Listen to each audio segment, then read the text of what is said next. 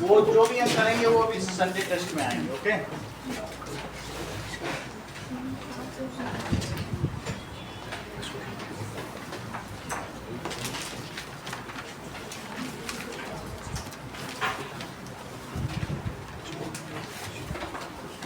Now write a note on Giuseppe मजीनी।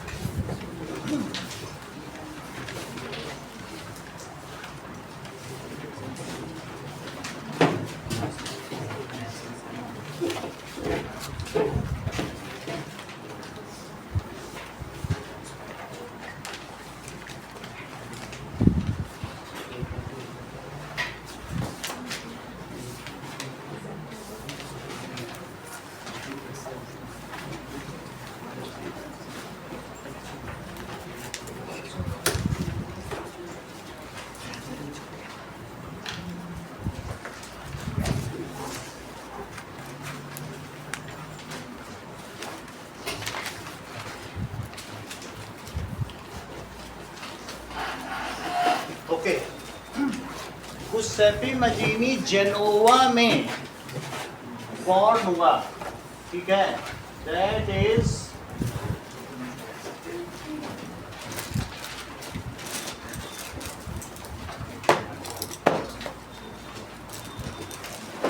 ये Italy है।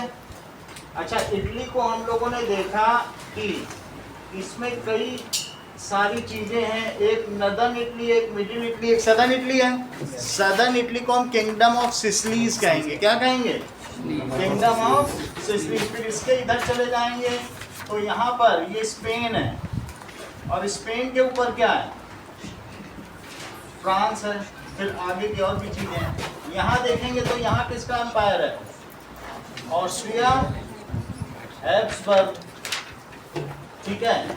अच्छा, ये इटली है, इसके बगल में ये ग्रीस है, इसके ठीक ऊपर ये सब कौन से स्टेट्स हैं? बोस्निया हर्जेगोविना, स्लोवाकिया, ये कौन से स्टेट्स हैं? Balkan states. ये कौन से हैं? बाल्कन स्टेट्स में भी ऑटोमन एम्पायर का राज था। तो हम ये देख रहे हैं कि जो गुस्सेपी मजीनी है वो 1807 से 1872 तक ये बॉर्न हुआ और डेथ हुआ। इसका जन्म कहाँ पर हुआ बताइए? इस पर नोट बहुत इंपॉर्टेंट है, जेनोवा में। सही है। गुस्सेपी मजीनी was journalist, politician and revolutionist, ये था। ओके, नाउ गुस्सेपी मजीनी पे लिखें। सो गुस्सेपी मजीनी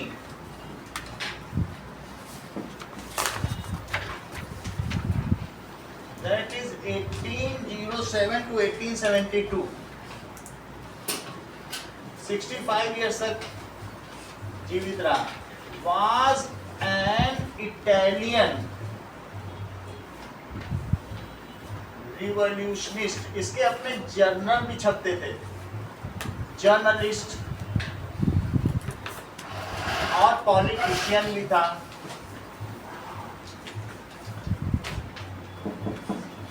was born in Genova, Italy।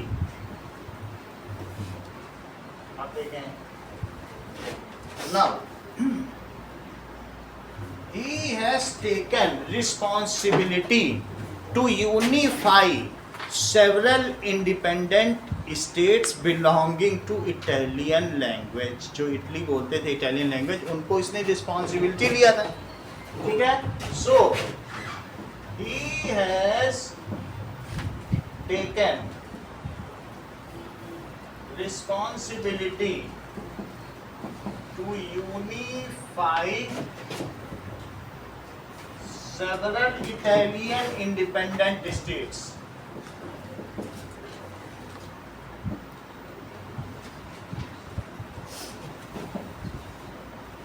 इसके लिए इसने फ्रांस में, ये देखो फ्रांस है, और फ्रांस के बगल में कौन सा है?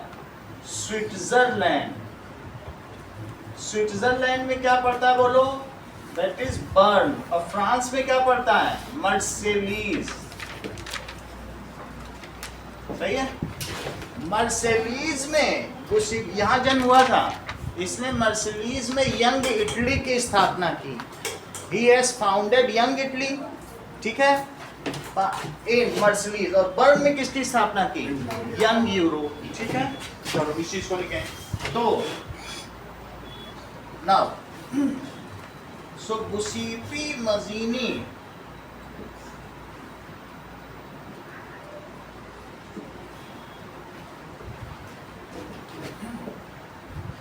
Founded secret society. एक ऐसी सोसाइटी थी, सीक्रेट सोसाइटी क्यों है? क्योंकि उस समय कंजर्वेटिव्स का रूल था, मोनार्कियल रूल था। वो नहीं चाहते थे कि लिबरल्स और जो है रिपब्लिकन्स ये सारे आगे बढ़े, तो इसने सीक्रेटली चलाया ये सब। ही फाउंडेड सीक्रेट सोसाइटीज जो अंडरग्राउंड में काम करती थी। कौन सी young secret society? Young Italy. कहाँ पर उसने बनाई? In Marseilles of France, okay.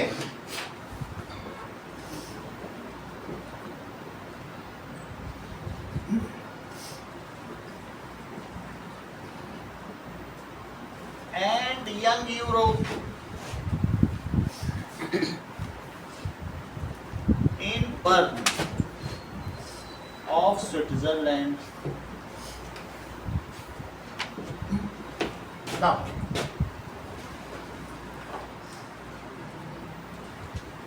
उसने और क्या किया? He was thinking that nation is the natural unit of mankind. Territory में नहीं होना चाहिए, पहले टेरिटरी वाला हिसाब किताब था, लेकिन नेशनहुड की अवधारणा किसने दी? इसने दी कि nation is the natural unit. अगर मनुष्य नेशन में रहेगा तो सबसे सेफ रहेगा। And nation should be formulated either on basis of ethnicity और लैंग्वेज और कल्चर। किसी का कल्चर क्या, उसके बेसिस पे नेशन बनना चाहिए। और राष्ट्र ही सबसे बेसिक इकाई है मनुष्य। ये किसने कहा? और आपको मालूम है कि जो मेटरनिक, ड्यूक मेटरनिक, जिसने ट्रीटी ऑफ वियना किया था, ऑस्ट्रिया का कौन था? वो ऑस्ट्रिया का फॉरेन मिनिस्टर था। उसने बोला था कि यूरोप के लिए सबसे खतरनाक आदमी गुसीपी में जी। उसी ने बोला था। ड्यूक मेटरनिक ने क्या बोला था बोलो? ड्यूक मेटरनिक ने एक ये भी बात बोली थी कि जब फ्रांस छींकता है, when France sneezes then Europe catches cold. France से ही तो सारा ये निकला था रिवॉल्यूशन, और फिर सारे लोगों में नेशनहुड हो गया, ठीक है कि नहीं? उसी ने मजीनी के बारे में ये बात। अब आगे की बात देखिए। Now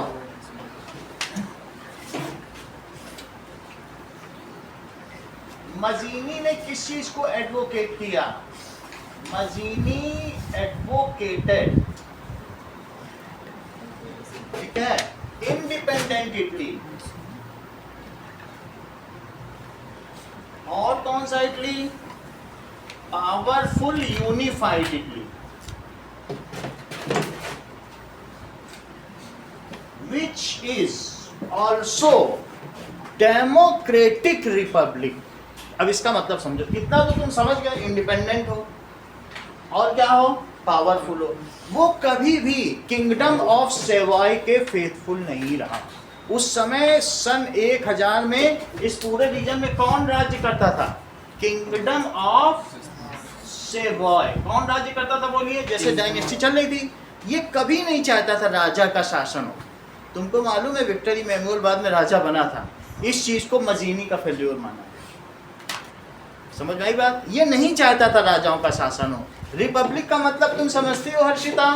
that is supreme leader is elected by public, उसको रिपब्लिक कहते हैं। और डेमोक्रेट का मतलब if public is getting all the rights. Demo का मतलब पीपल होता है, और क्रेसी का मतलब रूल ऑफ पीपल। तो वो रिपब्लिक भी चाहता था कि सुप्रीम लीडर कौन हो बोलो? हमारा चुनाव। तो वो कैसा शासन चाहता था इटली में बताइए? Republican Democrat. कैसी चाहता था? रिपब्लिक का मतलब सुप्रीम लीडर भी जनता का हो, मोनार्कियल ना हो, सेवाएं करना होगी, राजा इसी को बैठा दो। जैसे लोग कहते थे आओ तुम फ्रेडरिच विलियम तुम आ जाओ, वो ये नहीं चाहता, कहता था नो, जनता चुने।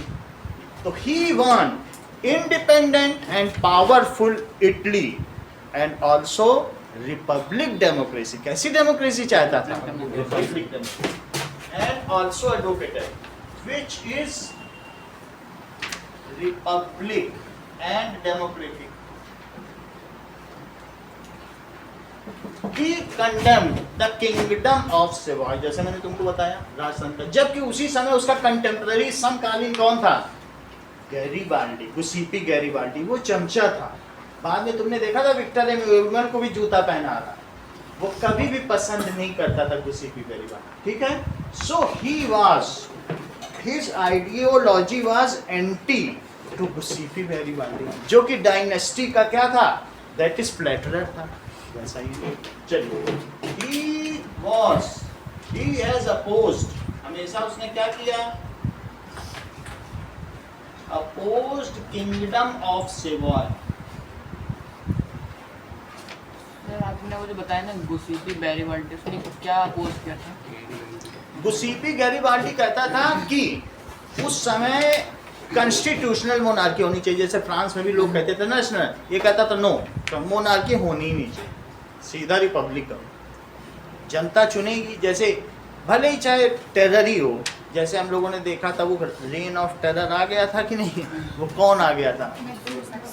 रोबेस्पियर। तो वो कहता चुना जनता का ही जाए, वो कहता था मोनार्की नहीं चाहिए, ये चाहिए। और गैरीबाल्डी कहता था नहीं, किसी विलियम को बैठा दो, बना भी वही।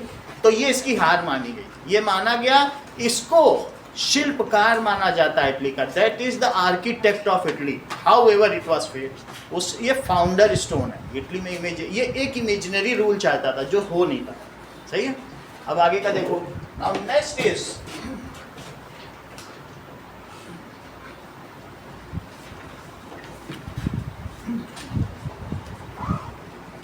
ओके, मजीनी ने he has joined Carbonari society. इसका क्या मतलब है? उस समय यूरोप में इंडस्ट्रियलाइजेशन चल रहा था और उस समय कार्बन, जानते हो कार्बन का मतलब कोयला, तो लोग माइनिंग में कोयला तोड़ते थे और वो कोयला तोड़ने वालों का इतना बड़ा समूह था, छुप छुप के बातें करते थे और वो बात क्या करते थे कि फ्रांस में क्या हो रहा है, फ्रांस में हो गया, हम भी अपने यहाँ करते हैं। तो इसने कौन सी सोसाइटी ज्वाइन कर ली? बोलो, कार्बोनारी सोसाइटी ज्वाइन कर ली। और इसने एक बार रिवोल्यूशन भी किया, और लिगुरिया में किया। कहाँ पे रिवोल्यूशन किया? और 1830 में इसको जेल हो गई। फिर जेल हो गई तो इसके बाद जब ये छूट के आया तब इसने ये सब सोसाइटी बनाई। ओके, तो कार्बोनारी सोसाइटी का मतलब है कि कोल माइनर्स की सोसाइटी ज्वाइन कर ली। एंड हैज डन रिवोल्यूशन, इसने एक बार रिवोल्यूशन किया इन लिगुरिया।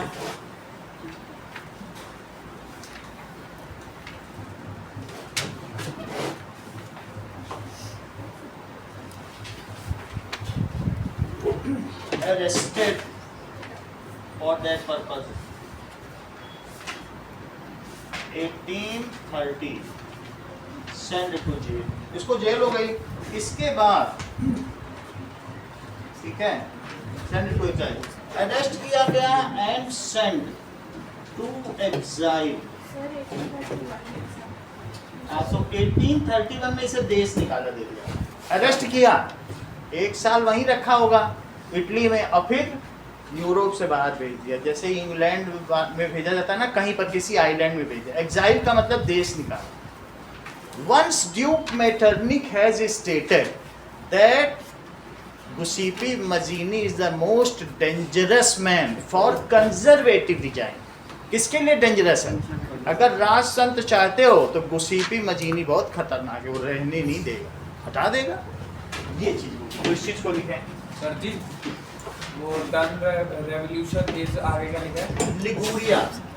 लिगुरिया भी उस समय एक छोटा सा यूरोपियन कंट्री था, वहां पर से रिवोल्यूशन किया। ओके, अब जरा देखिए once Duke Metternich has stated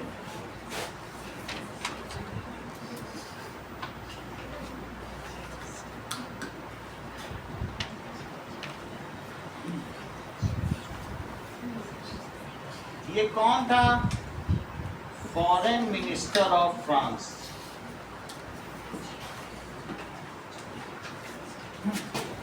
has stated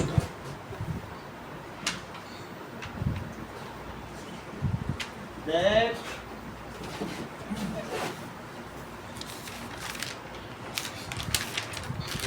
कुछ सेफ्टी मजीन है, बोलिए सर वो ड्यूक मेटरनिक ऑस्ट्रिया का था।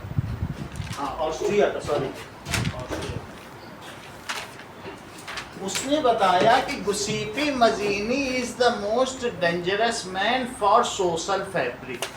वो ये नहीं बोल सकता है कि उनके लिए कंजर्वेटिव, वो समाज के लिए खतरनाक है, उसने ऐसा वो बोलना यही चाहता है। That is most dangerous man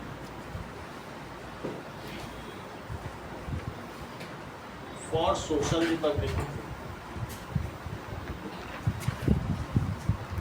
अच्छा, इसकी आइडियोलॉजी क्या थी? मुसीपी मजीनी के क्या विचार थे?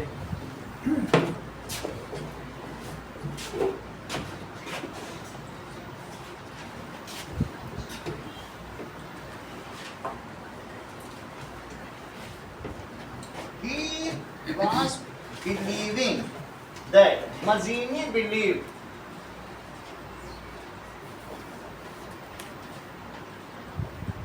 that God has made the nation as natural unit for mankind. अगर मनुष्य को सुरक्षित रहना है तो टेरिटरी में नहीं सुरक्षित रह सकते हैं, नेशन होगा तभी। नेशन होना चाहिए, नेशन की एक गली गली होना चाहिए, और नहीं तो कोई किसी पे भी लड़ाई करेगा जीत लेगा। तो गॉड ने नेशन को ही बनाया। उस समय नेशन की नई नई अवधारणा थी। लॉर्ड बेरियन थे और कई थे, जॉन पॉल मारत थे, कई फिलोसफर हुए, सबने तो नेशनहुड की बात कही, ठीक है कि नहीं? तो चाहे मॉन्टेस्क्यू हो, चाहे और भी हो, इस रूसो हो, है ना, तो जॉन लॉक हो, ये सारे लोगों ने नेशनहुड की अवधारणा प्रस्तुत की। तो इसने भी क्या बताया? God has made nation at basic unit for mankind. ईश्वर ने ही नेशन बनाया। और नेशन किस बेसिस पे होना चाहिए आपको मालूम? That God has intended nation as natural unit of man.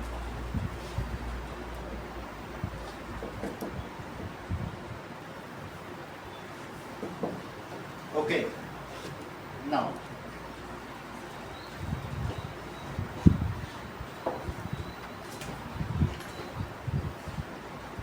he has always opposed monarchy. उसने मोनार्की का हमेशा अपोज किया। एंड अब देखिए, young Italy has done many revolution under मजीनी।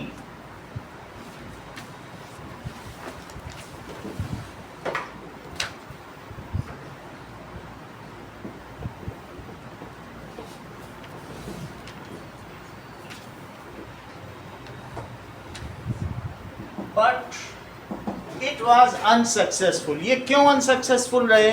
क्योंकि मजीनी वाज पुअर पॉलिटिशियन और वो पुअर कमांडर था। वो अच्छी तरीके से कमांड नहीं कर पाता था किसी चीज़ को, इसलिए इसका अल्टीमेटली क्या हुआ? ये दोनों सोसाइटी बैन हो गई और मजीनी अस्पताल ये चीज़। So but it was unsuccessful. क्यों हुआ?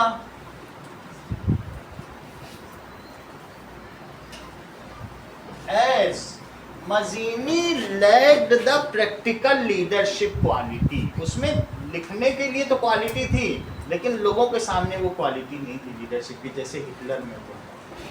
As Mazzini lacked practical leadership quality.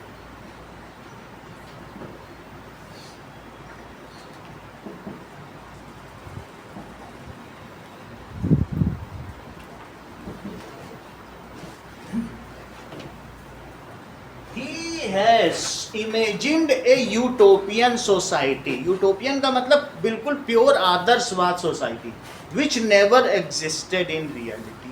Utopian समाज किसको कहते हैं? सब सुखी हों, सब ऐसे हों, ऐसे नहीं। हम लोग कहते हैं सर्वे भवन्तु सुखिनः सर्वे सन्तु निरामया। तो इसने एक यूटोपियन समाज की रचना की, जबकि उस समय सब मोनार्की चल रही थी और ये मोनार्की का भी विरोध कर रहा था, which has never existed. तो Mazzini imagined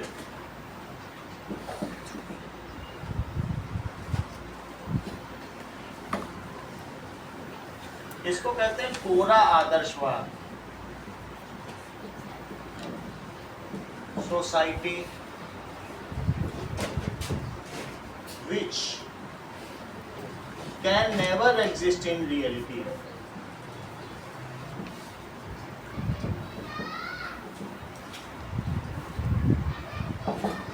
Many of the revolutions, ठीक है, sparked throughout the Europe, like Poland हो गया, नीदरलैंड हो गया, कई कई जगह पर जो बाई मज़ीनी हो, कई जगह पर इसके द्वारा ही रिवोल्यूशन किया गया। अब देखिए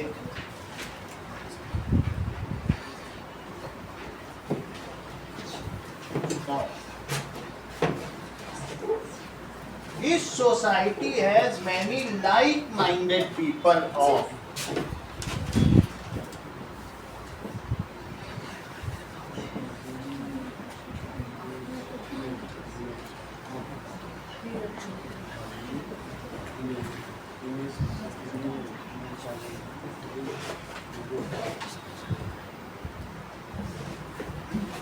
Poland, France, Italy and German state.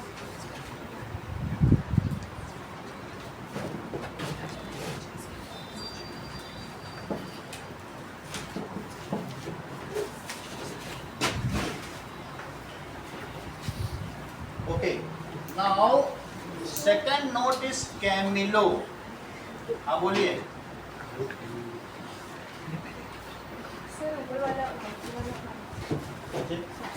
ये उसने बताया कि अगर जो मैन है, ह्यूमन को रहना है तो वो किस यूनिट में रह सकता है? वो कबीले में नहीं रह सकता। वो कहते फिर कबीले वाले फिर दूसरे कबीले को आक्रमण करेंगे। अगर हम नेशनहुड की अवधारणा प्रस्तुत करें, नेशन का कॉन्सेप्ट क्या बताइए? नेशन का कॉन्सेप्ट है कि we feel that nation is our allegory. जैसे हम अपनी एलिगरी भारत माता को मानते हैं, कोई मैरियानी को मान रहा है, कोई जर्मेनिया को मान रहा है, तो हम क्या तुम चाइना की 1 इंच जमीन लेना चाहती हो? नहीं लेना चाहती, और अपनी 1 इंच देना नहीं। क्या माँ कभी बड़ी या छोटी हो सकती है? तो इन्होंने बताया, अब पहले ऐसा नहीं चलता था। पहले किस तरीके का था? मान लीजिए यहाँ पर अकबर ने शासन कर लिया तो हमने अकबर की फोटो लगा के जय अकबर जय अकबर। अच्छा, राणा प्रताप का शासन हो गया, राणा प्रताप की कर दी जय महाराणा जय महाराणा। तो पहले लोग ऐसे थे, उनको उन देशभक्ति थी ही नहीं। लेकिन उस समय जब नेशनहुड की परिकल्पना आई तो लोगों ने उसको पॉम्प एंड शो के साथ पूजा करना शुरू कर दिया, उसका बहुत एग्जेजरेशन करना शुरू कर दिया। तो इसी चीज़ को इसने कहा कि जो कॉमन एथनिक ग्रुप के लोग हैं या कॉमन लैंग्वेज के, वो मिल जाएं और एक नेशन बनाए और फिर उसके लिए लड़ें। Nation can not be made by some external units with sacrifice with long past history, only it can exist. तो इसीलिए ये चैप्टर बनाया गया नेशनहुड का कि कहाँ कहाँ नेशन कैसे कैसे बने, किसने कैसे स्ट्रगल किए, कितनी लड़ाइयाँ हुई। तो जो एक जैसे लोग हैं वो एक साथ रहना चाहेंगे कि नहीं? तुमको मलयाली के साथ रखा जाए तो तुम लड़ झगड़ के अपने लोगों को ढूंढोगे कि हमारे लोग कहाँ हैं। तभी तो नेशनहुड क्या, तभी तो तुम्हें यू फील गुड। अगर तुमको किसी और के साथ तुम 4 डांसर ढूंढोगे तो तुम्हें यू फील गुड, ऐसा होगा कि नहीं होगा? ये आपका जो इंटरेस्ट है, हर एक लोग अपने कल्चर में रहना चाहते हैं, यही नेशनहुड है। You feel happy in India because जो सेम ग्रुप है उनके साथ तुम्हें रहने में अच्छा लगता है। तो वही चीज़ है, इसने बताया कि nation is the natural unit of Mankind. And what is nation? That is common ethnic group, common language, जिनकी एक जैसी हिस्ट्री है। तुम मद्रासी से भी बात करोगी तो तुम क्या बात करोगी, देखा अंग्रेजों को हमने कैसे मजा चखाया, बोला अच्छा मजा चखाया। तो हम लोग की कॉमन हिस्ट्री है, वी कैन शेयर इट।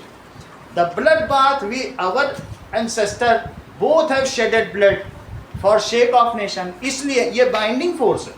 तो जहाँ पर भी कोई बाइंडिंग फोर्स होगा वही नेशनहुड होगा, बाहर से कोई बना नहीं सकता है नेशन। बोलो बात समझ में आ गई? इस चीज़ को इसने एडवोकेट किया। ठीक है, अब अगली बात है काउंट कैमिलो डी कावूर। तो काउंट कैमिलो डी कावूर कौन था?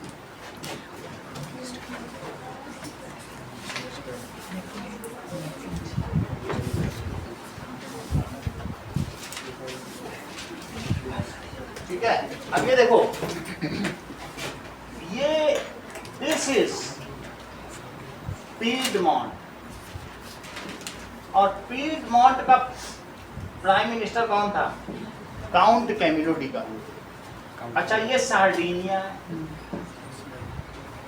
और इस समय इसमें विक्टर इमैनुअल II राज कर रहा था। वो यहाँ का राजा था और ये यहाँ का प्रधानमंत्री था। सही है।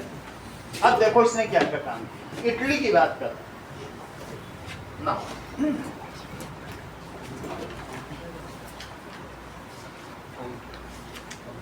that is Count Camillo di Cavour was Prime Minister of Piedmont.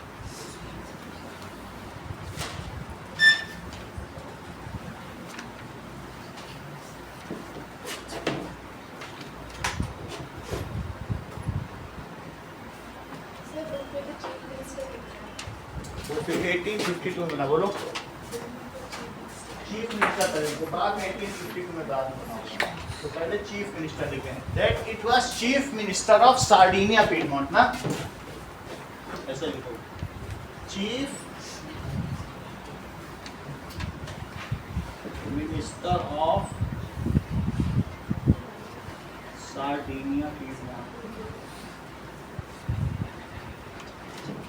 अच्छा, इसकी क्या क्या प्रॉपर्टी थी?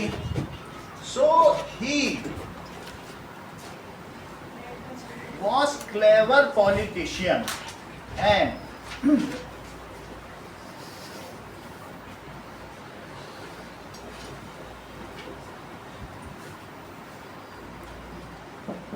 ये एक क्लेवर पॉलिटिशियन था।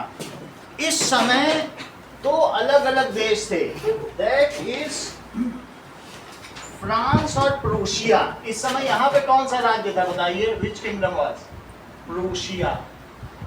इसने अपने मतलब के लिए, Camillo de Cavour chief minister था, जब इसका अपना मतलब था तो इसने फ्रांस से दोस्ती की, और ये दोनों एनिमी थे, और इसका इससे मतलब निकल गया तो प्रूशिया से भी दोस्ती कर ली। यानी टू अपोजिट पोल के साथ एक साथ दोस्ती बनाए रखी। For he has use international powers for individual benefit. International power को अपने निजी फायदे के लिए इसने इस्तेमाल किया। तो क्या किया बताइए? क्लेवर पॉलिटिशियन, ही हैज, ठीक है, क्या किया? Made ties with France and Prussia,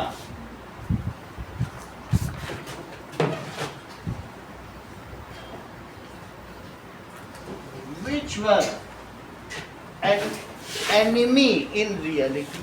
अपने काम के लिए।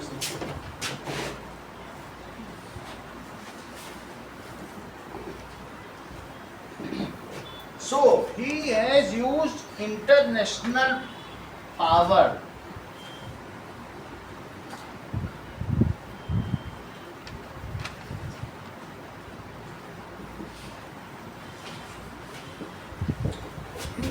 to achieve domestic goal।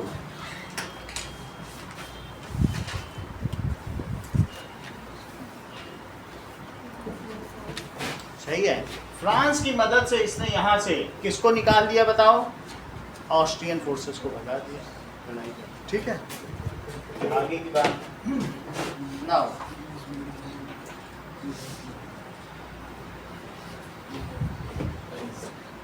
अब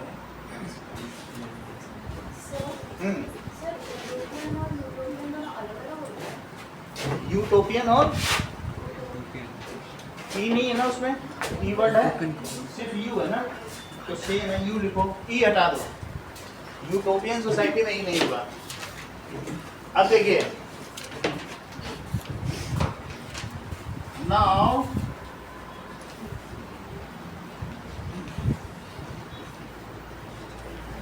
he liberated northern Italy from powerful Austria. उसने नॉर्दर्न इटली को किससे लिबरेट कर लिया? Powerful Austria. भाई लिबरेट का मतलब आजाद करा लिया। नॉर्थ इटली किसके अंदर में था बोलो?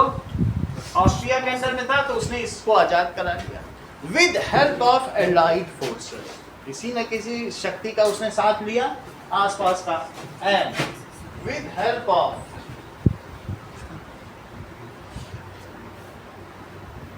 Allied forces he used tactics, उसने टैक्टिस यूज की, and Rome simply handed over the middle Italy to. Rome ने सिंपली हैंड ओवर, ये बीच की इटली थी, बीच की इटली किसने इसे हैंड ओवर कर दी बताओ? रोम। एंड रोम इज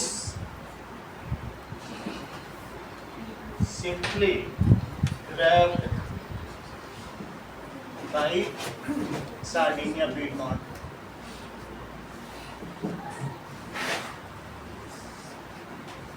इसके अलावा ये जो साउथ का पोर्शन है सचिन, ये किंगडम ऑफ सिसिलीज है, और ये किसके अंडर में थे? स्पेन। स्पेन में रूलर थे, डायनेस्टी राजा लोग थे। तो यहाँ पर इसने क्या किया? ही प्रिपेयर्ड ए ट्रूप अंडर गुस्सेपी गैरीबाल्डी। गुस्सेपी गैरीबाल्डी था उसी समय में संभाले, तो गुस्सेपी यहीं पर तो मजीनी भी पैदा हुआ था। चार ही तो मुख्य लोग हैं, मजीनी एक रिवोल्यूशनिस्ट है, गैरीबाल्डी जो चापलूस है, राजा का चापलूस है, तीसरा विक्टर इमैनुअल, और चौथा कौन सा है? Camillo de Cavour. तो इसने क्या किया बताइए? रोम अपने आप आ गया, और साउथ के लिए उसने क्या किया? नाउ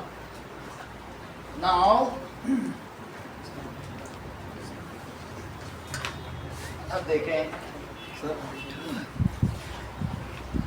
बताइए। टैक्टिस टैक्टिस का का मतलब कोई तरीका, ट्रिक्स। टैक्टिस भी लिख सकते हो, क्या लिख सकते हो? Tricks, political tricks. So he has used political tricks and Rome came under this there leadership. Now under his leadership Giuseppe Garibaldi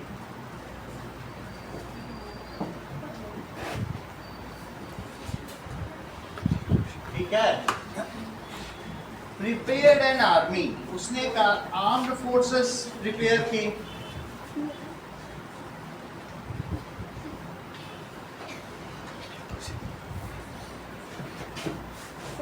हाँ, टी आता है, जो आए बता दो, उसको देखते हैं। टी आता है, टी आता है, ठीक है, टी आता है सर। आपने वहाँ लिखा है सर, मैप में आपने लिखा है। सर आपने मैप में दिखाया ना, टी आई PIEDMONT। क्या चीज? ही गैरीबाल्डी, तो गैरीबाल्डी गुस्सेपी गैरीबाल्डी के साथ उसने क्या किया? एक सेना बनाई, एंड ठीक है, and army with local groups, local group उसमें रखे, लोकल फाइटर्स। कहाँ के फाइटर्स थे? Of south Italy. और किसको हरा दिया? And defeated. देखो ऑटोमन एम्पायर का थोड़े पोर्शन में होल्ड है इसमें, लेकिन ज्यादातर पोर्शन किसके अंदर में है? किंगडम ऑफ सिसिलीज था, स्पेन के अंदर, स्पेन रूलर्स। तो आपके जो बुक में लिखा हुआ है कि स्पेन के रूलर्स को हराया। तो एंड डिफीटेड किसको किया? Rulers of Spain from kingdom of Sicilies. South Italy को ही किंगडम ऑफ सिसिलीज कहा गया है। सिसिलीज की स्पेलिंग देखो, बताओ।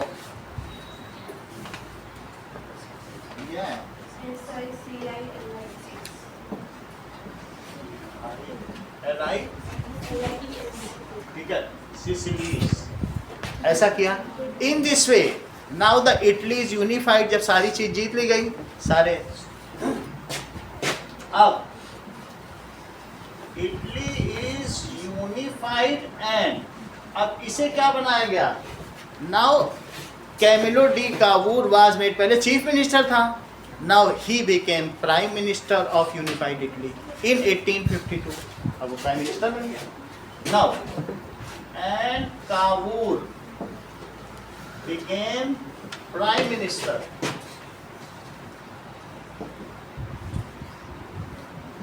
of unified Italy।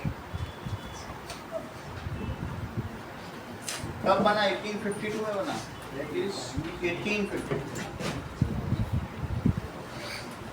और विक्टर इमैनुअल II उस समय क्या बन गया? राजा बन गया। अगला देखिए,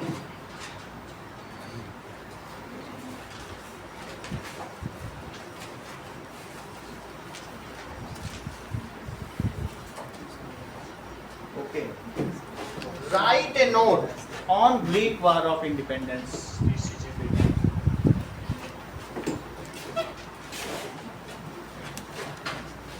वैसे जब ये काम चल रहा था 1860 तक इटली यूनिफाइड हुआ, ये लास्ट तक जीवित नहीं रहा। 1852 तक ये प्राइम मिनिस्टर रहा, लेकिन ये देख नहीं पाया यूनिफाइड, पहले ही मर गया। Next is Greek war of independence. देखिए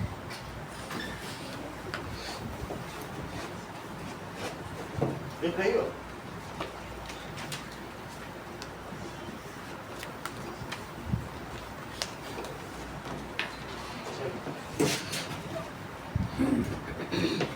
अब देखो, अभी आपको दिखाया यहीं पर ग्रीस है या ग्रीक, ठीक है। ग्रीक के ठीक ऊपर क्या है? बाल्कन स्टेट्स हैं। ओके, जो बड़े बड़े पोएट्स थे और जर्नलिस्ट थे, उन्होंने कहा कि Greek is the cradle of Europe. इसका क्या मतलब है? अगर यूरोप का जो डेवलपमेंट है वो किसके पहिए पे चल रहा है? क्रेडल पे ही पहिए लटके होते हैं। तो जो बड़े बड़े लॉर्ड बेरियन और इन सब लोगों ने क्या कहा? ग्रीक क्या है? Cradle. So we should save Greek from Ottoman empire's repression. वो उसको दमन कर रहा था। उन्होंने कहा इसलिए हमें ग्रीक की रक्षा करनी चाहिए। Many of the poets and revolutionist came ahead and collected fund and help in independence war. क्या आप मुझे बताएंगी ज्योत्सना कि जो ग्रीक को इंडिपेंडेंस मिला वो किस ट्रीटी के तहत मिला? बोलो। ये ठीक है, बहुत टैलेंटेड है। कॉन्स्टेंटिनोपोल बता दिया तुरंत ही। देखो बहुत ध्यान से सुनती हैं ये। अब आगे की बात है, ठीक है। अब देखो, कल हम लोग उसी कॉन्स्टेंटिनोपोल को कुस्तुनतुनिया बोल रहे थे, वही भूलता हुआ, उससे शायद इनको हिंट मिल गया। ये इतना कैसे जान रहे हैं? चलिए, समझ में आ गई बात। So let us know about Greek war of independence. Now it has taken place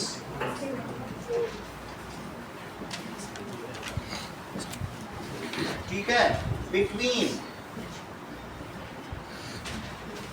1821 to 1832। वैसे तो ग्रीक पर ऑटोमन एम्पायर का 1515 सेंचुरी से ही शासन था, लेकिन जब फ्रांस में स्पार्क हुआ, नेशनहुड के लिए रिवोल्यूशन हुआ, तो उसकी एक चिंगारी यहाँ भी पहुंची और इन लोगों में भी फिर एजिटेशन या रिवोल्यूशन हुआ। And at that time Ottoman empire was weak, they were struggling for खलीफट। वो खलीफा के लिए लड़ रहे थे, तो उन्होंने इसे अच्छा मौका समझा कि हम भी आज़ादी पा सकते हैं, क्योंकि फ्रांस में एजिटेशन चल रहा था, उसी की एक चिंगारी यहाँ पहुंची। ना अब Greek was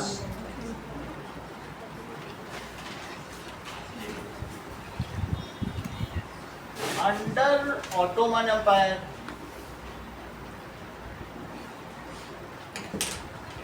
since 15th century.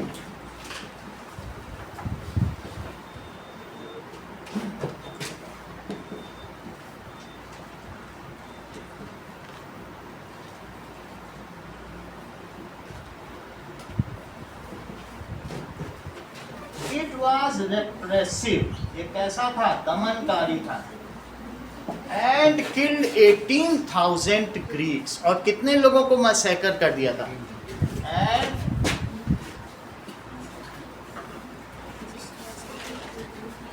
killed भी कर सकते हैं या massacre.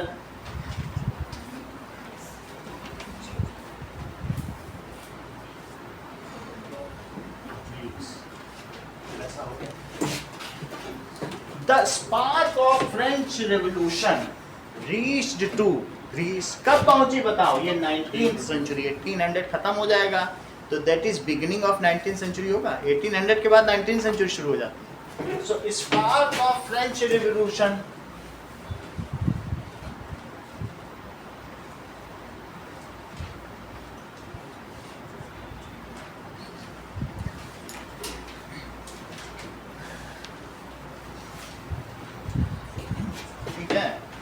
and in 19th century and they started their Greek war of revolution. Greek revolution भी word कहा जाता है. And they started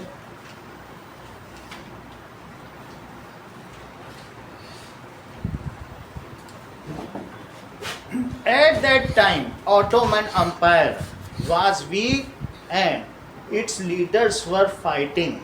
ठीक है, म्यूचुअली फाइटिंग फॉर खलीफत या क्राउन. जो उस समय सुल्तान हुआ करता था उस पोस्ट के लिए वो लड़ रहे. तो ये समय भी सही था.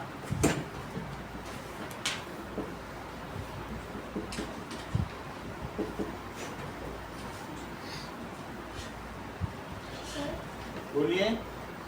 सर आपने ऑटोमन एम्पायर लॉस की बात की. ये 15 ऑटोमन एम्पायर वाज रिप्रेसिव. वो दमनकारी. कैसा था? दमनकारी. So Ottoman empire was weak and its leaders were mutually fighting.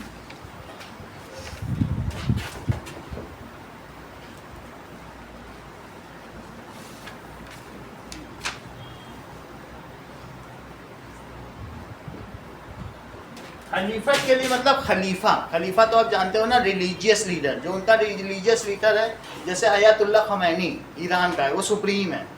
अभी भी जो ईरान का जो लड़ाई कर रहा है, रिलीजियस ही वहाँ सुप्रीम होता है. प्राइम मिनिस्टर और प्रेसिडेंट को कोई पूछता ही नहीं. तो खलीफा से खलीफत बना.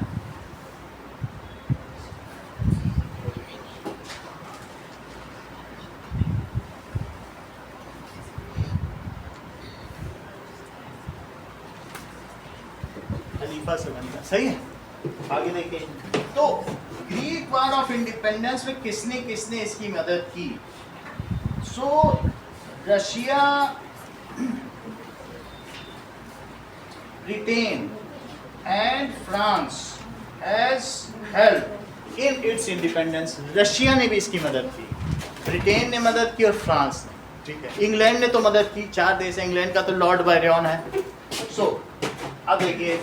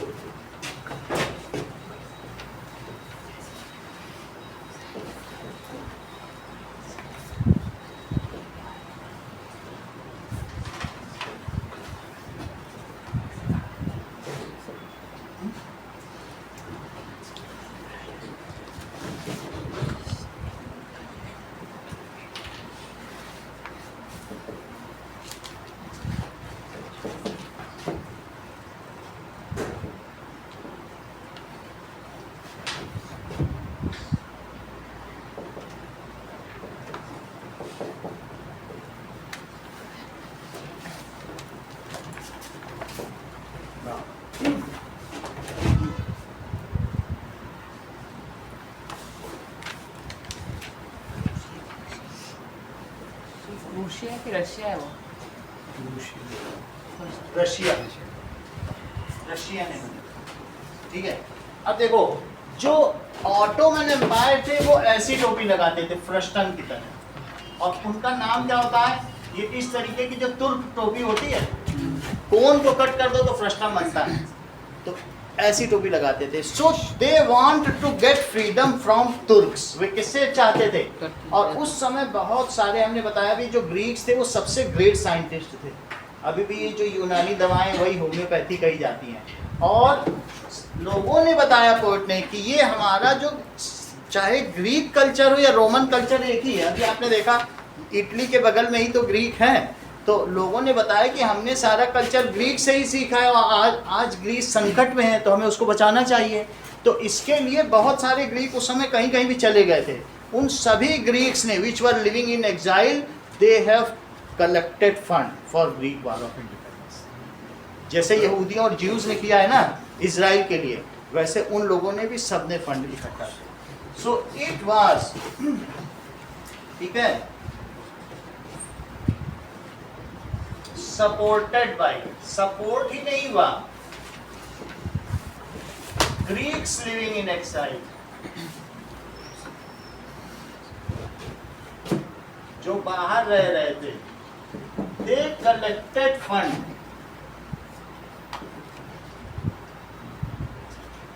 For this mission.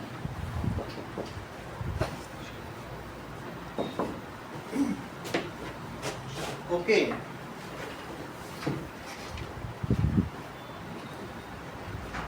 poets and artists said, उस समय उन्होंने बहुत सारी रोमन पेंटिंग बनाई जिसमें ये दिखाया गया कि ग्रीक्स को कैसे तुर्क मार रहे। तुम्हारी बुक में भी एक दिखाई गई ना कि बहुत सारे लोग ऐसा है कि उनको मारा गया, ऐसा है ना एक पेंटिंग, तो यही है। तो ये इसमें, इस पेंटिंग में क्या नाम है, किसने बनाई है? ये आर्टिस्ट है, उसका नाम बताओ।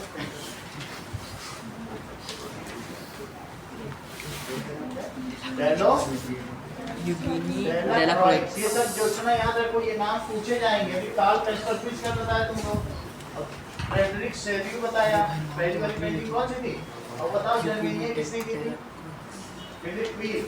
और ये किसने की है? डेला क्रॉइक्स।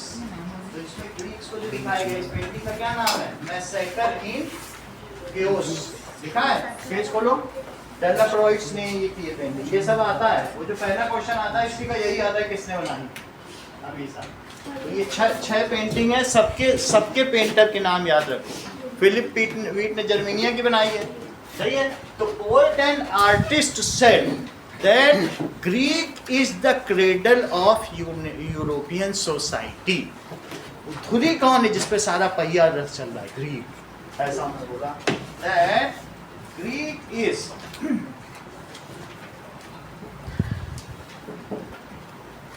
ग्रीक भी बोला जाता है, ग्रीस भी, दोनों सही है। क्रेडल ऑफ यूरोपियन कल्चर या civilisation. So English poet Lord Byron ने क्या किया, इसके लिए काम किया।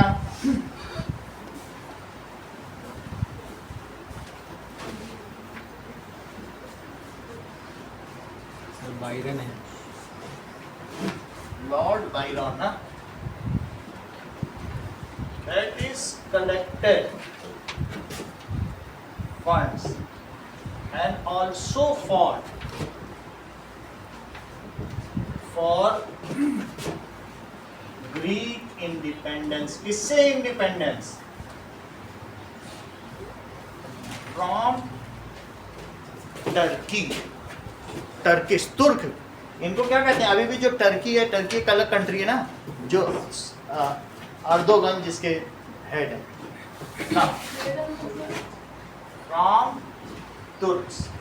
बोलिए। क्रेडल का मतलब होता है जिसपे पहिए लगे होते हैं, ये धुरी, इस चीज को क्या कहते हैं? क्रेडल। तो अगर क्रेडल ही टूट जाएगा तो पहिए सब बिखर जाएंगे। तो उन्होंने बताया ये धुरी कौन है, ग्रीक है, जिसपे सारा सिविल, रोमन सिविलाइजेशन ही तो पूरे ब्रिटेन में चल रहा है। सबसे रिच सिविलाइजेशन कौन सा है? Roman civilisation. उसी के महान महान राजा हुए, जूलियस सीजर, ऑगस्टस, ये सब उसी के तो हैं। अब जरा देखिए, तो इसलिए उन्होंने उसकी हेल्प की। तो ही डाइड विथ फीवर, वो फीवर में मारा गया। खैर इसके बारे में हम लॉर्ड बैरियन के बारे में पूछा जाए तो कह देंगे कि वो मारा गया।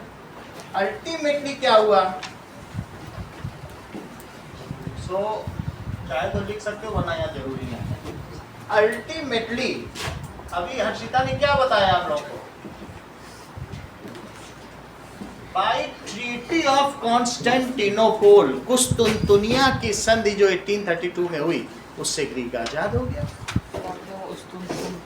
कुस्तुनतुनिया का झूलता हुआ बाग जानते हो, 7 आश्चर्यों में से एक है। इतना बड़ा बाग झूल रहा है वहाँ। अब तो तुम लोग बॉम्बे के हैंगिंग गार्डन को तो जानते ही होगे, नाना नानी पार्क के सामने है ना, बांद्रा में। उसी के नीचे वो जो वाटर टैंक है उसके ऊपर बना है, वो भी एक हैंगिंग गार्डन है, बस झूलता नहीं है, पानी के ऊपर बना दिया बस। सही है। तो ये ट्रीटी कौन सी थी बताइए, by treaty of Constantinople in 1832, Greek. यहीं से यहाँ खत्म हो गई बात। ट्रीटी ऑफ कॉन्स्टेंटिनोपल, वो नहीं आएगा। ठीक है। Greek got independence in 1832 from Ottoman Empire. Greek ने नवल वार्षिक भी बहुत आग लगा दी थी, मालूम है। उसका उन्होंने खूब जश्न मनाया कि हमने इतने बड़े ऑटोमन एम्पायर से। सर ये क्या लिखा है आपने, ट्रीटी ऑफ कुस्तुनतुनिया, कॉन्स्टेंटिनोपल। वो नहीं आएगा सर के बाद। वो जगह का ही नाम है जहाँ पे वो झूलता हुआ बाग है। उसी बाग में ही तो संधि हो गई, शेड लगा दी। पीछे बाद वो नहीं आएगा। फेमस हो गया ना। That is Frankfurt parliament.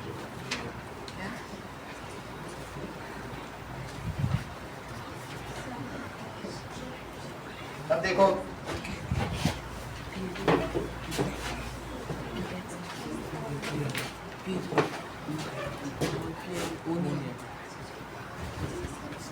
Frankfurt parliament, ये लोगों की जो वो इलेक्टेड सर कॉन्स्टेंटिनोपल पोल में वो ओ नहीं आएगा, सही तो है। ओ नहीं आएगा। कॉन्स्टेंटिनोपल है, पी के बाद नहीं आएगा। पी के बाद कॉन्स्टेंटिनोपल, PLE ना, तो चेक करो। यही है।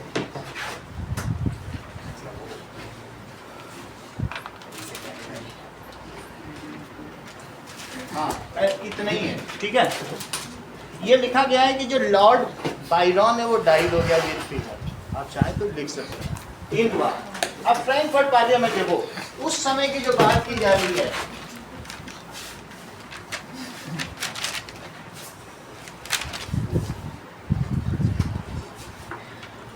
दिस इज प्रूशिया, और प्रूशिया के अगल बगल ये ऑस्ट्रिया है, ठीक है। ऑस्ट्रिया में भी जर्मन लोग रहते हैं, यानी जर्मन पीपल। अच्छा, ग्रिम ब्रदर्स ने भी चाहा कि यहाँ के जर्मन भी एक साथ हो जाए, लेकिन ऑस्ट्रिया बहुत शक्तिशाली साम्राज्य था, वो उनको अलग नहीं करता। ऑस्ट्रिया ने अपने जर्मन नहीं किए, बात समझ आ गई। लेकिन यहाँ भी जर्मन के लोग रहते हैं, जैसे तुमने बोला था बेल्जियम में भी 1% जर्मन के लोग रहते हैं कि नहीं, सिविक्स में पढ़ा था। यहाँ भी जर्मन के बहुत सारे लोग। ओके, अब देखो फ्रैंकफर्ट पार्लियामेंट कहाँ पर हुई। This parliament was convened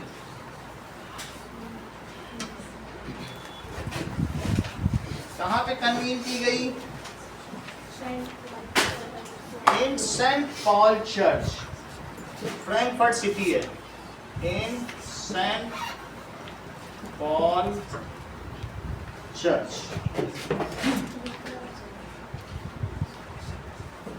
in Frankfurt city. क्योंकि उस समय कभी भी चाहे नेशनल असेंबली हो, उनके लिए कोई बिल्डिंग नहीं थी, वो भागे भागे फिरते थे, कोई जैसे हम लोगों के लिए संसद है, उस समय तो सब किसका राज्य था, मोनार्की थी। तो क्या राजा एक बिल्डिंग बनाएगा इन लोगों के लिए जो नेशनल असेंबली से चुन के आए? इन लोगों को चर्च में बैठकें करनी पड़ती थी, कितने मजबूर लोग थे। So they have done convened a meeting या हेल्ड ए मीटिंग। अगर तुम कन्वीन्ड नहीं लिख सकते हो तो क्या लिख लो, held a meeting in Saint Paul church. ठीक है, कब ऐसा किया? 18 मई 1848। ये जो सेंट पॉल चर्च पार्लियामेंट थी, ये सिर्फ 1 साल तक ही रही। कब तक रही? समझो इस बात को। इन लोगों ने बोला हम क्या चाहते हैं, कॉन्स्टिट्यूशनल मोनार्की चाहते हैं। अब किसको टाई अप किया? फ्रेडरिच को जब इन्होंने टाई अप किया, फ्रेडरिच ने मना कर दिया। ये बात किसको पता चली? विलियम वन को, कैसर विलियम। वो जान गया ये बागी संस्था, तो इसमें कई लोग छोड़ के चले गए और फिर बाद में बैन कर दी गई, कई अरेस्ट हो गए। ये 1 साल में खत्म हो गई, कुछ कर नहीं पाएगी। बात समझ आ गई कि नहीं? ये एक किसकी सोसाइटी थी? It was a society of elected laureates, पढ़े लिखे लोगों की। दैट इज, जो उस समय कैसे थे, हु वर पीयरलेस, जो बहुत ऊंची ऊंची पोस्ट पे थे, उन सब की elected society. Great politician, great journalist, वो सारे लोग थे। और इन लोगों ने क्या किया? इन्होंने वहीं पर दे चॉक आउट एक कॉन्स्टिट्यूशन, वहीं पर इन्होंने कॉन्स्टिट्यूशन भी बना दिया जर्मनी का, एलिगोरी भी बना दी, ट्राई कलर फ्लैग बना दिया जर्मनी का। ये सब यहीं पर हुआ। और साथ ही साथ इन्होंने बोला हम कैसी मोनार्की चाहते हैं, संवैधानिक राजतंत्र, कॉन्स्टिट्यूशनल मोनार्की। फ्रेडरिक विलियम ने कहा no, I will not work under constitution. और इसके बाद किसको पता चला ये सब बातें? राजा को पता चला, कैसर विलियम को। उसने क्या किया? इसको अनऑथराइज कर दिया, डिसबैन कर दिया। कई भाग गए, जो बच गए अरेस्ट हो गए। बात खत्म, 1 साल में बात खत्म। बात समझ में आ गई पूरी? अब इसे लिखें कि क्या क्या हुआ। तो सेंट पॉल चर्च में एक बैठक हुई। आगे की बात देखिए।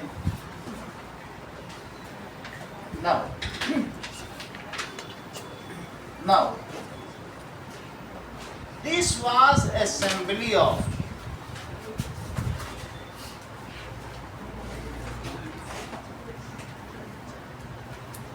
German liberals। वैसे भी जो लिबरल्स होते हैं, उदारवादी होते हैं, क्या वो कंजर्वेटिव उनको कभी पसंद करेंगे? राजा लोग पसंद करेंगे लिबरल्स को? लिबरल को तो कोई पसंद नहीं करेगा। ठीक है, and its member were elected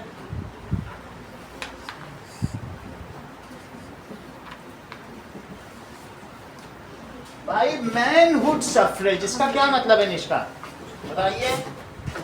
elected, इसके जो मेंबर सिलेक्ट किए गए by direct manhood suffrage. Manhood suffrage के द्वारा इलेक्ट की गई। इतनी बात समझ में आ गई कि नहीं? बैटरी सेवर लगा दो, कुछ कर लेगा। ठीक है, अब जरा देखो, 2 चीजें हैं, एक यूनिवर्सल एडल्ट सफरेज है और एक मैनहुड सफरेज है। मैनहुड सफरेज में सिर्फ पुरुषों को जो 3 डेज की पगार देते हो उनको ही वोट देने का अधिकार मिलता है, 3 डेज की वेजेस जो देते हो। और अगर मैं कहूँ यूनिवर्सल एडल्ट सफरेज, तो that means male and female. और अभी हम लोगों के देश में यूनिवर्सल एडल्ट फ्रेंचाइजी या सफरेज चल रहा है, लेकिन उस समय नहीं चल रहा था यूरोप में। कौन वोट देते थे बताओ? मैन ही देते थे। तो मैनहुड सफरेज के द्वारा। और अभी आजकल जो आप सिविक्स में पढ़ते हो वो क्या है? यूनिवर्सल एडल्ट फ्रेंचाइजी भी बोल सकते हो, और या फिर क्या कह सकते हो? सफरेज। ये सब सार्वभौमिक वोट देने का अधिकार है। और ये कैसा है? ये मैनहुड सफरेज। बात समझ में आ गई? तो इसके मेंबर इसी तरीके से चुने गए थे। नाउ ये कौन से लोग थे? दीज वर पावरफुल फिगर्स, ऐसे छोटे मोटे लोग नहीं थे।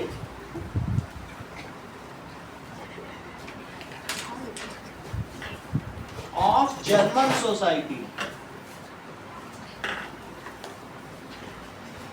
हु बिलोंग्स टू, जो थर्ड स्टेट की मिडिल क्लास के थे। मिडिल क्लास में बड़े बड़े लेखक विचारक यही सब तो आते थे। तो ये कौन से लोग थे बोलो? They were the middle class of third state. ठीक है,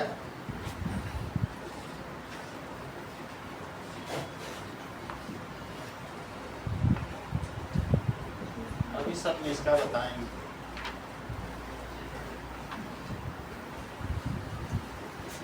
of third state,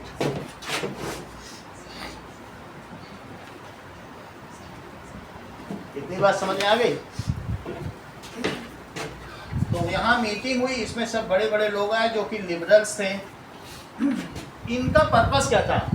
there purpose was for unification of Germany. जो जर्मनी था, रूसिया के अलावा ये 39 कन्फेडरेशन थे। ये लोग क्या चाहते थे? सबको मिला दिया जाए। उसमें कुछ ऑस्ट्रिया के अंडर में भी थे, लेकिन ऑस्ट्रिया बड़ा पावरफुल था, उससे कुछ भी लेना मुश्किल था। ये सब जर्मन स्टेट थे। कितने जर्मन स्टेट थे बोलो? कन्फेडरेशन का तुम लोग मतलब समझते हो? दैट इज कन्फेडरेशन का मतलब समझो।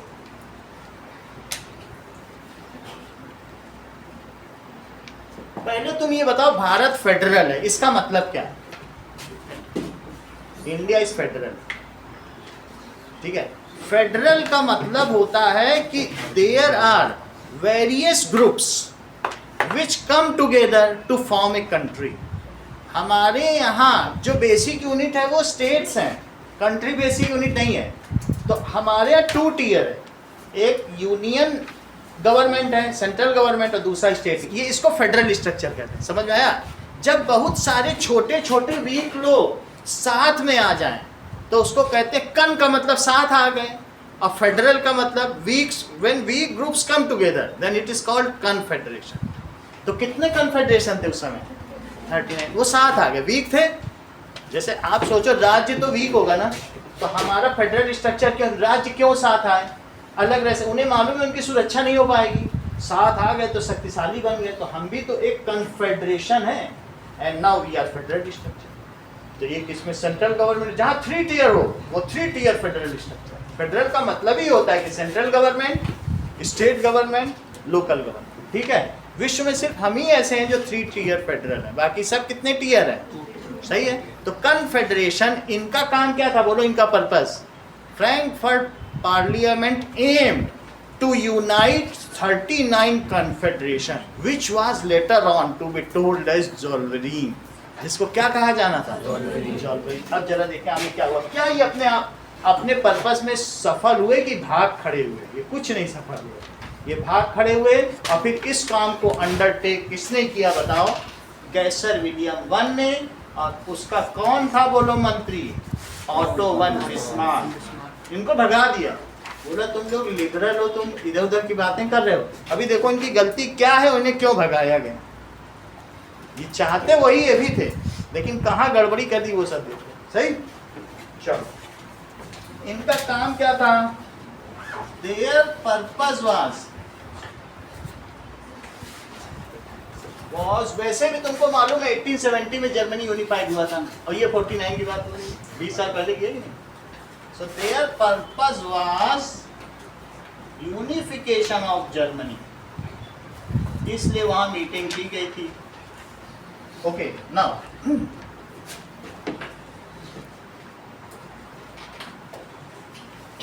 at that time Germany was subdivided into small groups of independent units. ऐसी 39 units थी ना। So and some of them belonged to powerful Austria. At that time क्या था?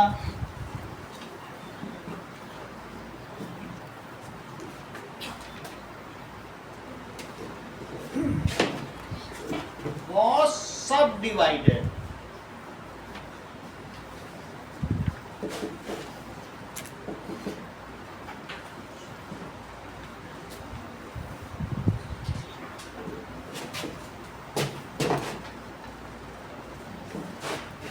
two of the German provinces were Austria and Prussia जो powerful थी, बाकी तो सब छोटी छोटी थी, लेकिन थोड़ी बड़ी बड़ी कौन सी थी? तो टू मेन कौन कौन सी थी? टू मेन यूनिट्स वर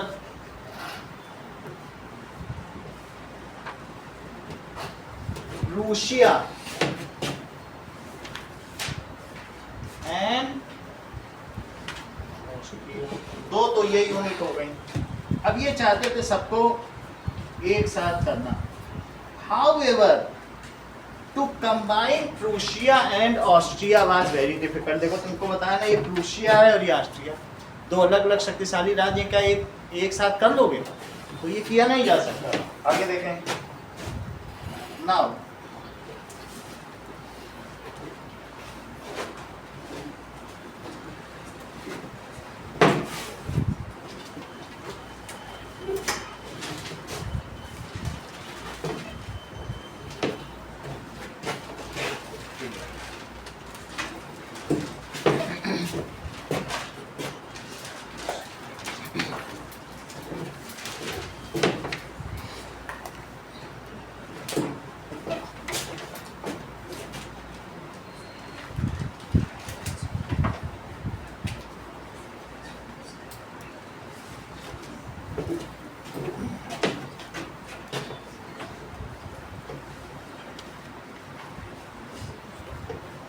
अब आगे इसने क्या किया बताइए? ये बार बार बैठक होती रही। पहली बैठक कब हुई थी बताइए?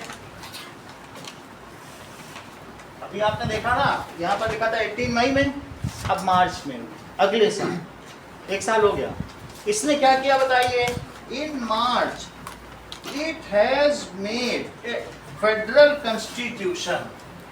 तो ये जो फ्रैंकफर्ट पार्लियामेंट थी, इसने क्या किया?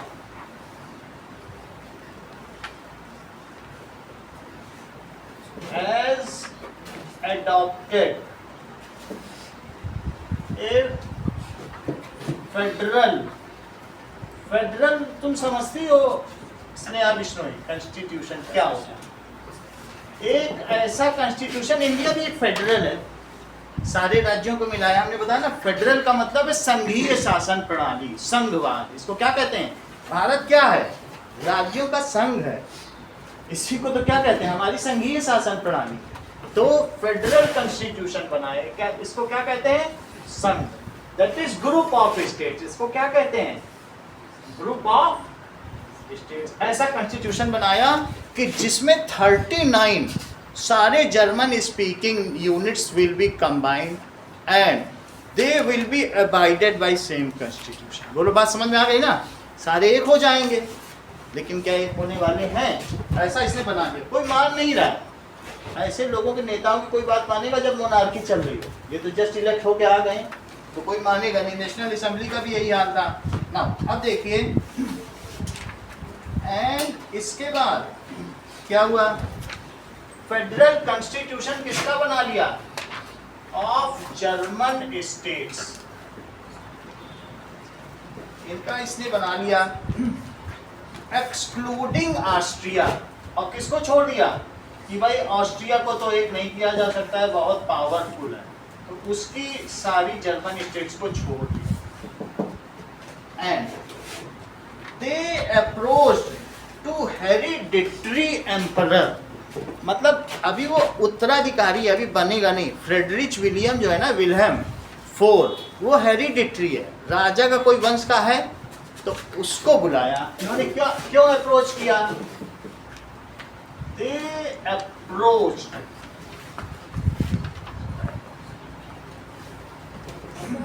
हाँ, सर जो ये पार्लियामेंट है, इसमें मैक्सिमम कितने लोग?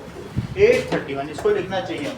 सो इट कंसिस्ट ऑफ, यहाँ पे लिखो, यहीं पे लिख दो, इट कंसिस्ट ऑफ 831। ये बहुत जरूरी चीज है। 8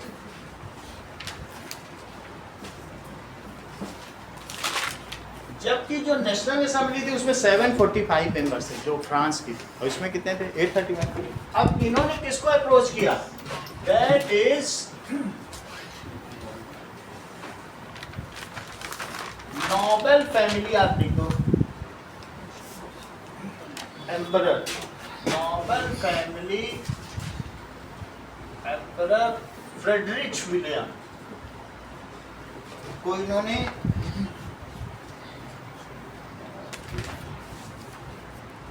फ्रेडरिच की स्पेलिंग देखिए क्या लिखी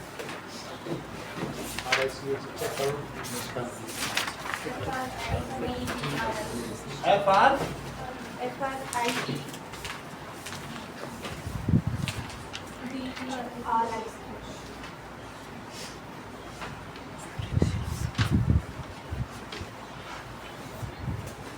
फ्रेडरिक विलियम फोर को उन्होंने अप्रोच किया किसके लिए बोलो फॉर कॉन्स्टिट्यूशनल मोनार्की की कॉन्स्टिट्यूशन हमारा और मोनार्क तुम उसने काम कॉन्स्टिट्यूशन के अंदर में काम नहीं करेंगे हमें ऑटोक्रेसी चाहिए एब्सोल्यूट मोनार्की चाहिए तुम्हारे संविधान के अंदर नहीं काम कर सही है तो किसके लिए किया बोलिए for constitutional monarchy but he refused अब उसने रिफ्यूज कर दिया आगे की बात देखो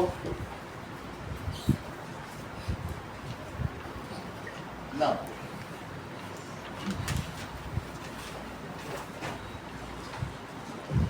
the entire scheme failed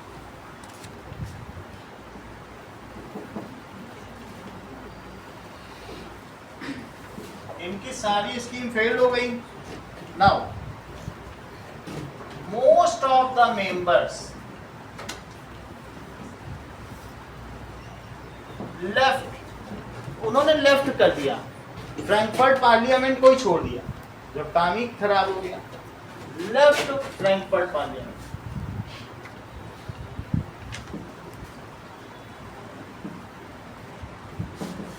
it was band अब इसे किसने बैन कर दिया बाय किंग ठीक है ट्रूप्स वर गॉड ऐसा सिंपली नहीं हुआ ट्रूप्स भी बुलाए गए and parliament Frankfurt parliament was ban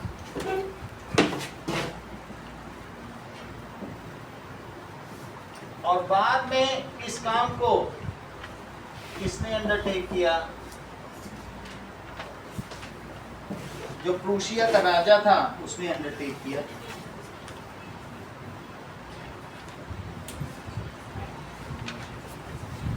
ना क्वेश्चन नंबर 2 देखिए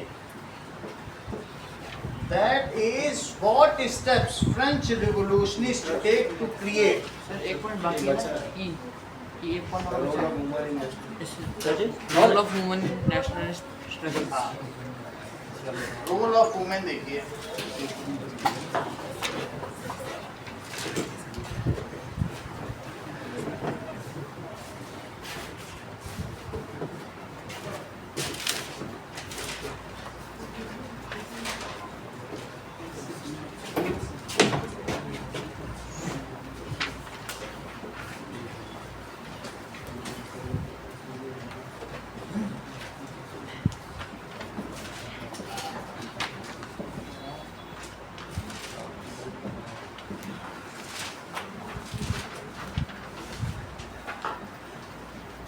now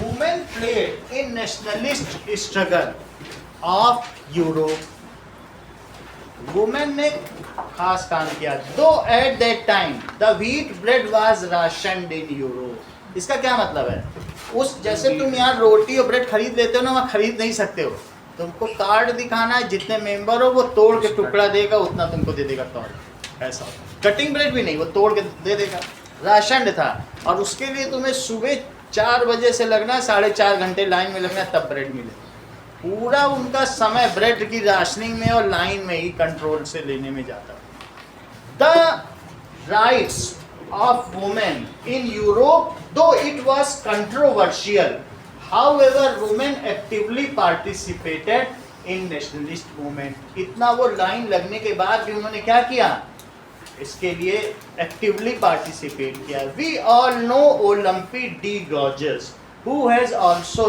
wrote a pamphlet for that is the nationhood. उसने नेशनहुड की अवधारणा प्रस्तुत की तो वो एक रिवोल्यूशनिस्ट थी इन्हीं सभी बातों को हमें यहाँ देखना चलिए नाउ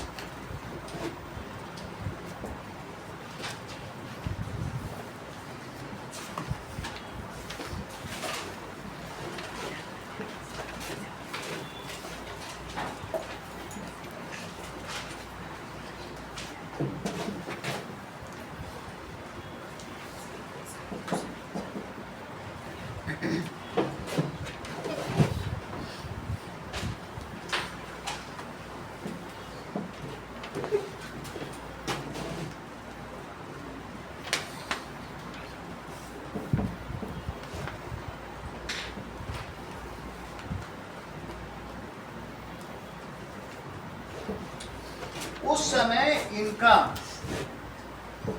जो राइट्स था वो कंट्रोवर्शियल था। Throughout Europe only manhood suffrage, ठीक है, वाज फॉलोड। फीमेल के लिए तो कुछ था नहीं। Then also female participated in national.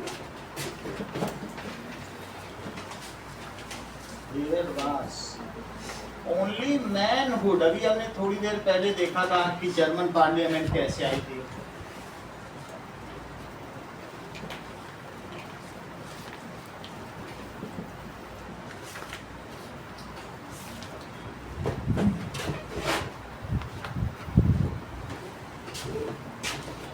However,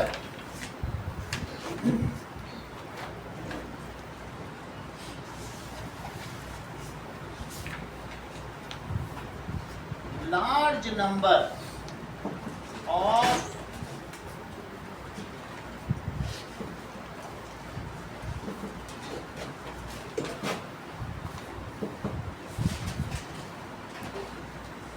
जहां जहां भी रैलीज हुई, ठीक है, एंड रिवोल्यूशन हुए, या कहीं पर भी इस तरीके की सीक्रेट सोसाइटी हुई, या कहीं पर कॉफ़ी हाउस, तो सब जगह ये लोग असेंबल होते।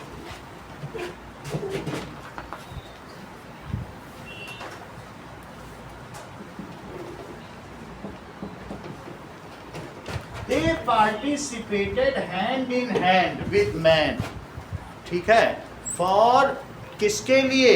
Removing monarchy, throwing out monarchy and absolutist and bringing the nationalism. इसके लिए तो इन्होंने काम किया। तो क्या किया? They participated hand in hand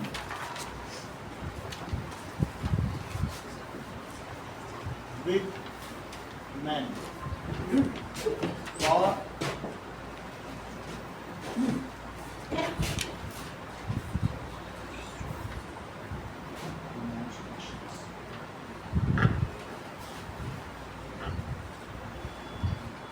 for political meetings and demonstrations.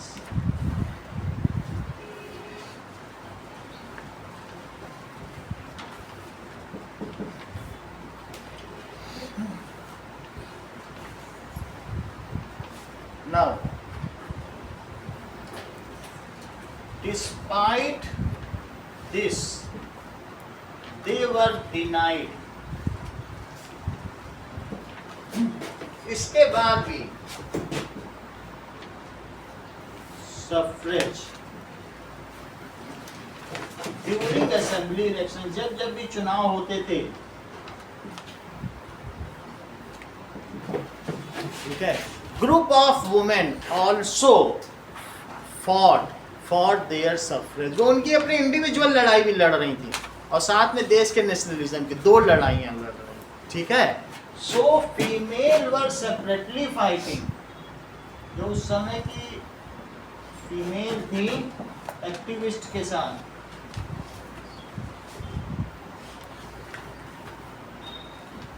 For suffrage rights. In addition,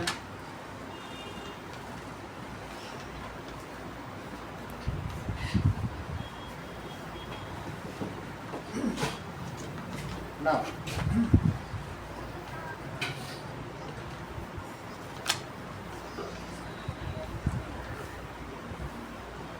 when Frankfurt parliament, कभी भी तुमने देखा होगा स्टेट जनरल की मीटिंग भी तो भी औरतें घेरे में खड़ी होती थी, और जब फ्रैंकफर्ट पार्लियामेंट हुई उस समय भी देवर मीक ऑब्जर्वर्स, वो सिर्फ दर्शक दीर्घा में खड़े हुए मूक दर्शक थी। उनको कुछ भी एक्टिविटी का कोई था ही नहीं, कोई उस समय लीडर ही नहीं था women. So at the time of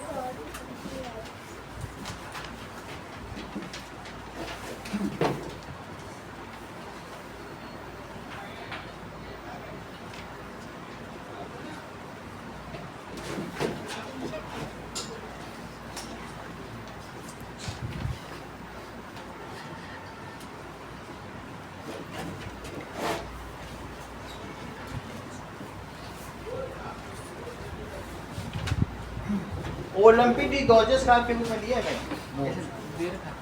कहीं पर एक नहीं जब 9th में 9th में चलो उसके बारे में भी यहाँ लिखना चाहिए लिखना है लिखना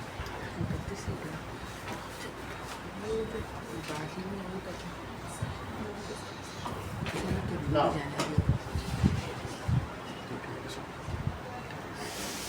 okay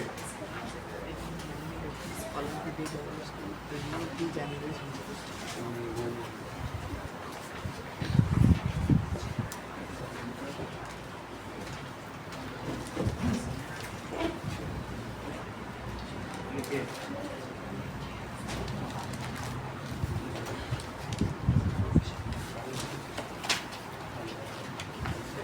Olympe de Gouges was a active woman in revolutionary France. उसने एक पैम्पलेट लिखा तो इससे ये बात पूरी हो जाएगी.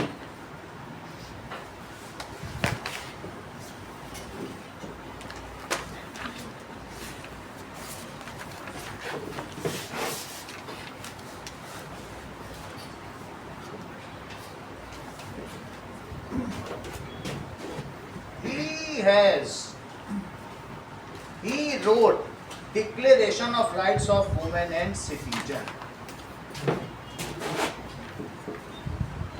उसने एक पैम्फलेट लिखा.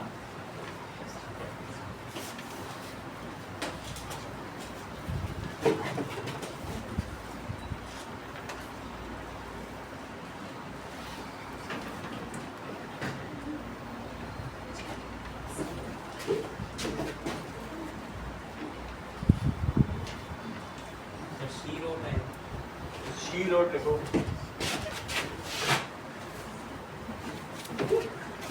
And citizen. Okay.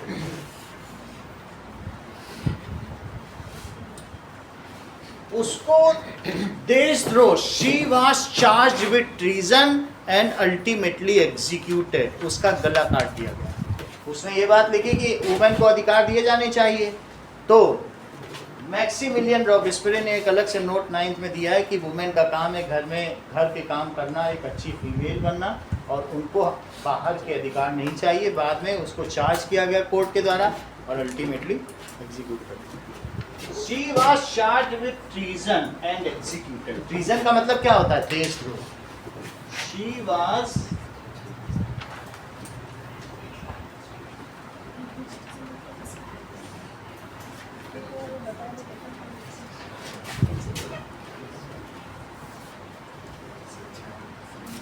देशद्रोह लिखो.